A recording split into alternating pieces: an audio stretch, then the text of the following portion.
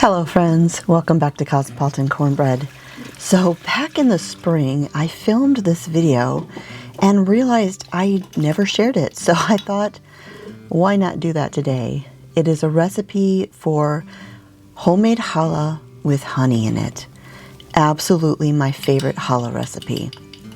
So in my mixing bowl, I started off with 1.5 cups of warm water. And I'm adding in 2 1/4 teaspoons of instant yeast. If you're using other yeast, I have information in the printable version of this recipe on my website for how to do that.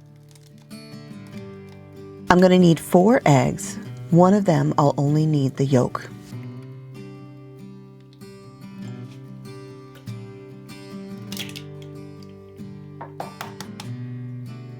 Next, I'll add in 1/3 cup of honey.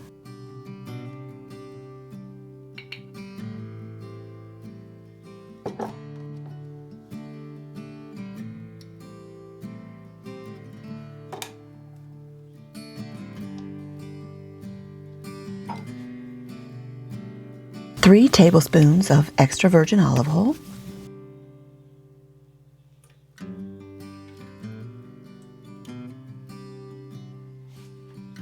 2 teaspoons of salt. I'm using my Redmond real salt that I use all the time, or you could use kosher salt.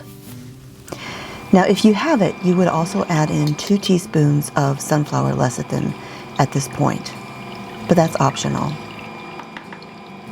Then I'll begin adding in all-purpose flour. I use unbleached, organic of course. And you're just going to add in a little bit at a time until a soft, kind of sticky dough forms. Now, if you want to do this completely in your mixture, you can, but I always like to finish off my challah by hand. So I'm just going to let it go until it's a sticky dough. And you'll need anywhere between 4.5 to 7 cups of flour, depending upon humidity, the moisture content in your flour, and a variety of different things. So always add a little bit at a time.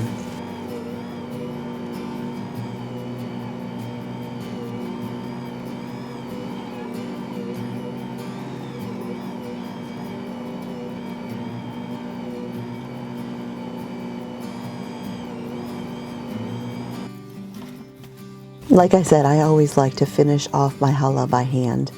There's just something, I don't know, comforting about that. So once we have a beautiful, soft, cohesive dough,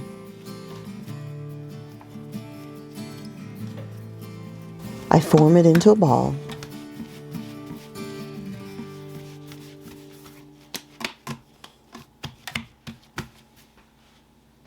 And then I oil one of my bowls. This is kind of my favorite one to do dough in.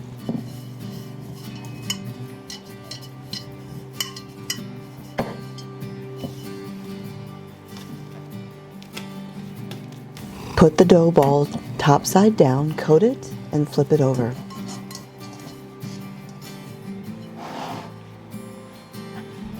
Then I'm going to cover it up with a damp tea towel and put it into my oven on the dough proofing cycle.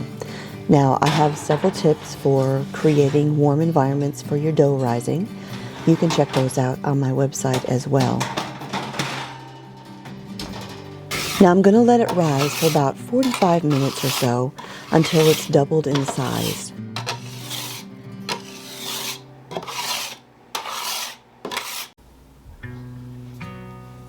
Now I'm going to put a little bit more oil on the countertop,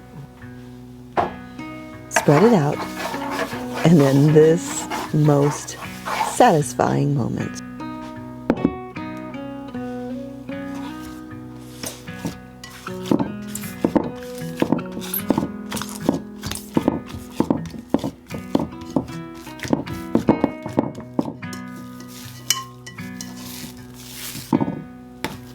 Now I'll give the dough a quick little kneading and try to get out every air bubble that you can. Otherwise, when it rises, it can disform your loaf.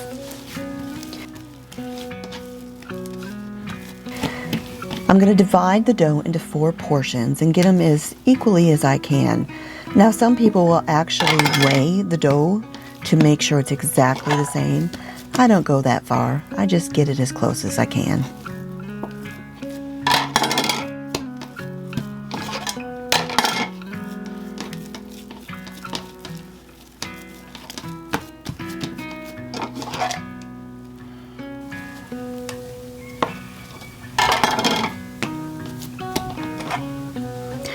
Then I'm going to take each section of dough and I'm going to pat it out smooth, again working out any more bubbles that might be in there.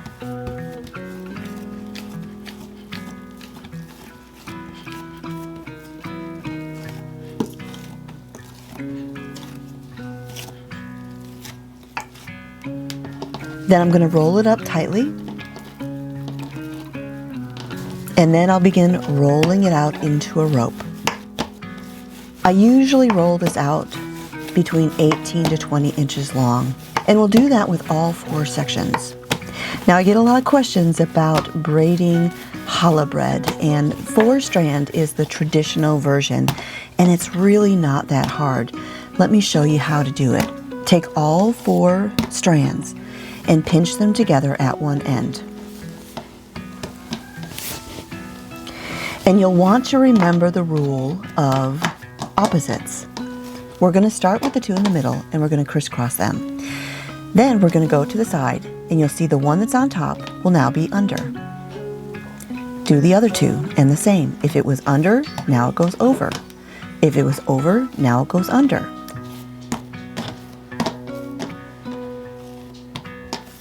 So you do the 2 in the middle and then the pairs on the outside.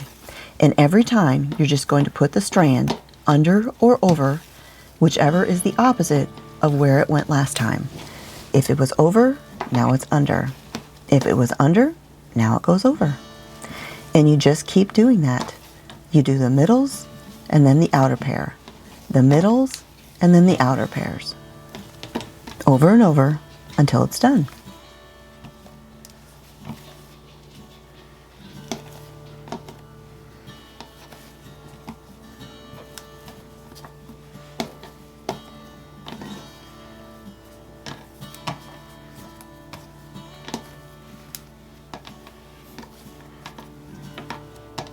And when you get to the end, just pinch the ends together and we're going to tuck it underneath.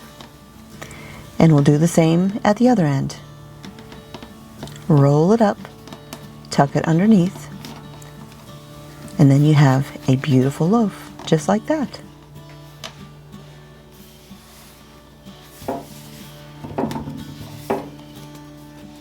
Now I'm going to take the braided challah and I'm going to set it on a baking sheet that I've lined with parchment paper. Once again, ooh, I saw an air bubble. Let me pop that and get that out of there. So I'm going to cover it again with my damp tea towel and put it back into the oven and let it rise again. This time it'll be 30 to 45 minutes or until you press on the dough with your finger and an indentation remains. And I saw this little clip in my footage here and realized, wow, what a difference it has made in the kitchen with the work we've done. It is definitely night and day.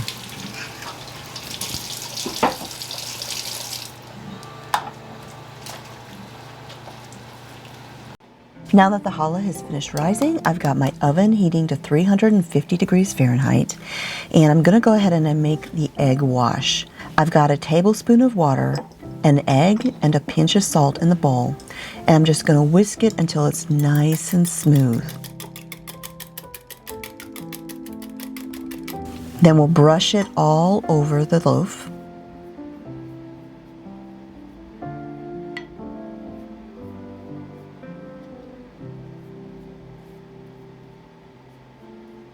And into the oven for 20 minutes. And this is the first baking. Then we're going to pull it out and we're going to brush it again with the egg wash.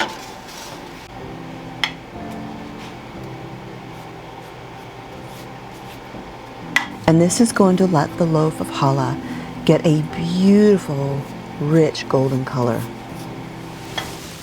Back into the oven for 20 more minutes.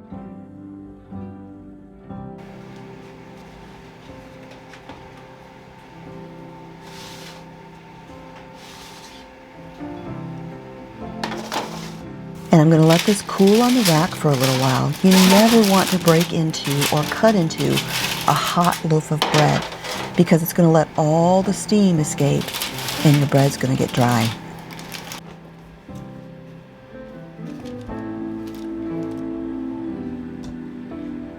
There you go, friends. Now this recipe can make one great big loaf like this, or you can split it in half and make 2 challah loaves. If you want to make this, you can get the printable version of the recipe on my website with a whole bunch of great tips. I will put a link to it in the video description down below. And if you make it, please be sure to give me a 5-star rating on the recipe there. It really helps me out.